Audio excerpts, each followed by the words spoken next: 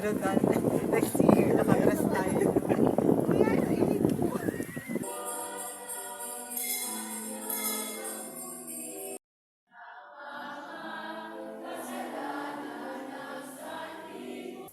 Dali-dali nga pala akong bumangon dahil ginising ako ni Mama. Ngayong araw nga pala ay pupunta kami ng Iling at magsisimba kami. Kaya nga dali-dali na akong nagtimpla ng kape at sobrang saya ko mga kabosing. At alas 4 na nga kami nakaalis mga kabosing at nadaanan namin itong magsaysay. Sobrang ganda pa rin talaga lalo na pag makulay. Wow! Sana all. Aray ko! At pagdating nga namin ng palengke mga kabosing, naglugaw muna kami doon sa may punduhan. With egg nga pala yan, 30 pesos. Sulit na. Lugaw tayo, bossing.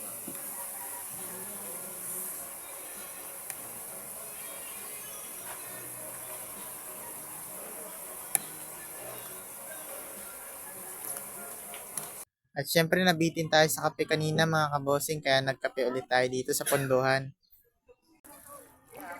Kaway-kaway. Kaway-kaway.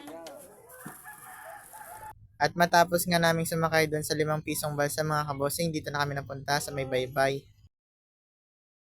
Ito na pala yung sasakyan namin mga kabosing, saktong-sakto talaga kami dyan, lalo pang isang barangay kami. Aray ko!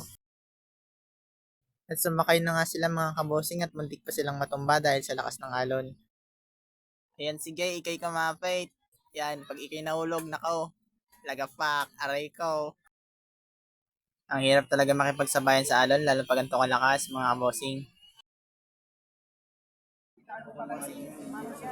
Uno, bossing, wakado. Hey! Shout out! At ito nga mga kabosing, kalmada yung dagat, napakasarap bumiyahe. Ay pag ganito nga talaga ang panahon mga kabosing, ay ano pang gagawin? Tara na! Ganito nga pala karami bossing yung nasa unahan. Ayan, talagang siksikan talaga kami mga kabosing. At ito nga yung sikat na White Island mga kabosing, napakaganda. Lalo pag puting-puti talaga yung buhangin mga kabosing. Wow, soon makakapunta tayo dyan. Uy, aray ko. Binitro lang kami dyan magpangi. Nakapila dito eh. Yan, haggard na bago makarating. Si Mother.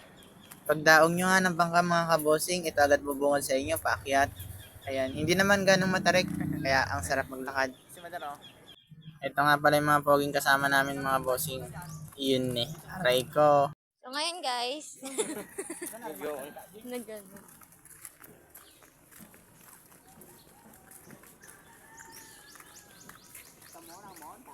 Hello mga kamangyan.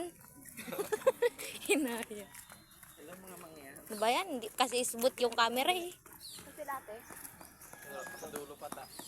Yun. Sino mama? Kaganda ng ano.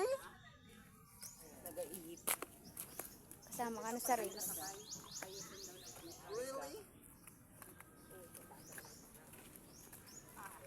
At pagdating nga po namin mga kabosing, nagsindi na po kami ng kandila. Ito na po pala ang kaugaliang ginagawa dito. Ganito po pala yung ginagawa nila mga kabosing kapag pumupunta sila dito, nagsisindi sila ng kandila bago sila magmisa. Yun eh, aray ko. At nagulat nga ako mga kabosing dahil ganito pala ito kaganda. Hindi ko na-expect na ganito pala kaganda mapupuntaan kong simbahan. At dito nga mga kabosing, agad-agad na akong pumasok. Ayan, napaka-excited ko nga mga kabosing kasi first time ko lang nakapunta dito. Woo! Bago nga magsimula mga kabosing, ganito yung ginagawa nila, kumakanta sila.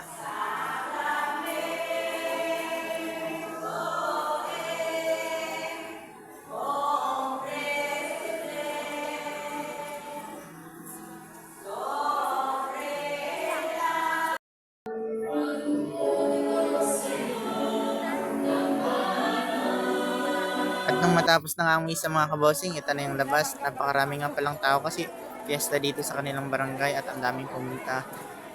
At napakaganda rin pala ng barangay hall nila. Yan po, nakalagay Iling proper. At dito nga mga kabosing, pauwi na kami at makikita mo nga dito mga kabosing at napakaraming tao. Bali 3 bangka nga pala yan bossing tapos puno pa silang lahat. 100 nga pala yung pamasahe dyan mga kabosing kaya solid din naman. At kung nakaabot ka nga sa video na to mga kabossing, maraming salamat. Love you. Mwah. Aray ko.